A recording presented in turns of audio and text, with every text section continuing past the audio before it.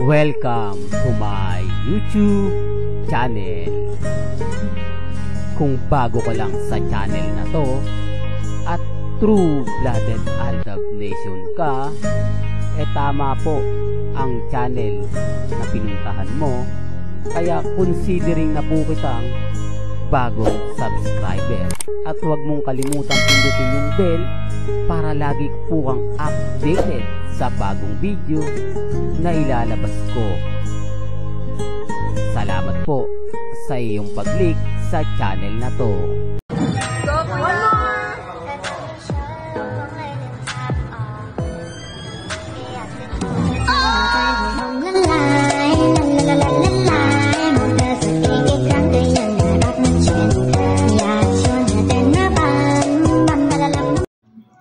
Welcome back mga kaaldab. Ito na naman po ang inyong lingkod, si Mr. Destiny. At syempre latest update na naman tayo. Patungkol naman po ito sa teleserye daw ni Alden Richards. Pero bago natin yan syempre talakayin at pag-usapan, magbigay naman tayo ng throwback video ni Alden sa Japan. Di po ba? Panay menggay lang at menggay lang po ang nakikita ninyo. Well, sasamantalahin natin yung mga ganitong pagkakataon dahil alam naman po natin na busy ngayon si Mr. Paul Carson. Di po ba? Wala siyang update, wala siyang ganap. At sabi ko nga po sa inyo, di po ba? Hindi po nagre-react ngayon si Alden at hindi niya po kasama si Catherine. Si Catherine po tapos na. Di po ba? Kaya nga sabi ko sa inyo, kampante lang, relax lang. Di po ba? Maging matatag, lalo na nga po sa mga bagay-bagay na kumakalat. Well, unahin po muna natin ang topic kina Jean Garcia at Ruru Madrid. Yung mga ganitong photos ng Pep, syempre gagamitin po si Alden. Ililink po si Alden kay Ruru Madrid at kay Jean Garcia para mai-promote din po nila yung kanilang teleserye. Tapos kasama na rin yan kung magkiklik nga po ba, kung sasabihin ba ng mga ilang netizen na sana gumawa ng teleserye na magkasama si Mas Rider Black, si Jean Garcia, si Alden, yung tipong kumukuha sila ng simpatya sa mga netizen.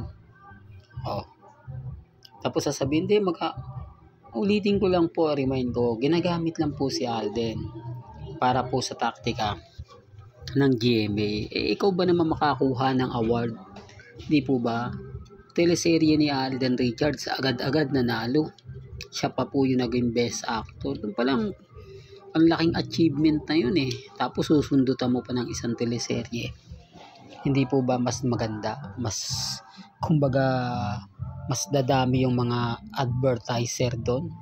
Lalo na po kapag yun ine-ere.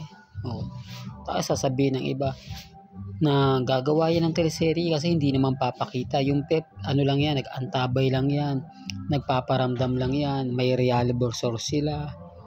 Hindi ko naman po pinipilit na wag akong paniwalaan, di po ba? Ang sa akin lang po, sobrang dami ng project ngayon ni Alden. Sobrang busy po niya ngayon. Di po ba? Gagawa siya ng pelikula. Tapos yung pelikula pa nila ni Heaven, hindi pa na ipalalabas. Marami pa siyang gumagawa pa siya ng international na movie. Death March, di po ba? Sa tingin niyo po ba may panahon pa siya? Yung mga Katden fans nga po pinipilit siya mag-react Kahit alam naman natin na wala na po pakialam dun si Alden. Hindi niya naman ginusto, di po ba? Sila rin naman po yung gumawa ng kalokohan nila. Tapos gusto nila si Alden na magsasara. So, nagsasabi na, hindi, magsalita ka na Alden para matapos na lahat. Wag mo na kaming paasahin. Di po ba? Sila lang naman po yung nagpaasa. Hindi, sinasabi ko lang para lang klaro. Po ba? Kaya ang sabi ko sa inyo, dito tayo kay Jean, kay Ruru, kay Alden. Yan po talaga yung literal na gagamitin. Alam nyo naman po ang Pep.ph, sister company yan ng GMA Network. Sino nga po ba yung ililink niya yan?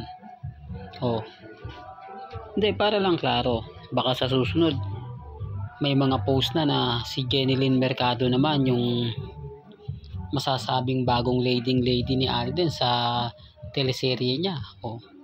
po ba na gagawin soon? Alam nyo po ba na sinasabi na po ng GMA Network ang mga gagawin teleseries pagpasok ng January? Pero wala po sa listahan doon si Alden Richards. Kaya nga sabi ko, pinapalaki lang po nila para nga po mag-hype, para nga po mas pag-usapan, di po ba? Dito naman po tayo sa topic na kumbaga tapos na nga po ang relasyon nila Catherine at ni Alden Richards. Ito po yung mga ebidensya at mga resibo na wala na, di po ba? Kumbaga yung sinasabing relasyon palabas lang po talaga. Kaya na syempre maraming affected sa mga sinasabi ko, maraming guilty sa mga pinapaliwanag ko, marami nagsasabi na hindi mo lang tanggap Mr. Destiny na may relasyon sina Alden at si Catherine. Alam niyo, sa totoo lang po, wala naman po kaming pakialam di po ba? Ang sa akin lang po, yung mga nagko-komento po sa akin, sinasabihan daw po tayong paasa, sinasagot ko lang po para po yung mga pumapasyal po sa channel ni Mr. Destiny maintindihan nila yung mga pinapaliwanag ko at sinasabi. Sa fandom po ng Aldab Nation, wala na po akong dapat ipaliwanag dyan, lalo na po sa mga mamis, sa mga tita, sa mga senyor. Alam nyo naman po na hindi tayo basta-basta nagpapa-apekto. Hindi tayo basta-basta nagpapadala sa mga nagsasabi ng ganito. Basta ako, masaya po ako dahil marami mga mamis, mga titas ang natutuwa po sa mga ina-update natin. Nakita nyo naman po kung ano lang naman po yung lumalabas sa social media. Sinasabi sa akin ng mga mamis, mga titas, mga senyor, yun lang naman po yung binabato ko. Di po ba? Kaya nga po mas marami tayong update, mas marami tayong ganap.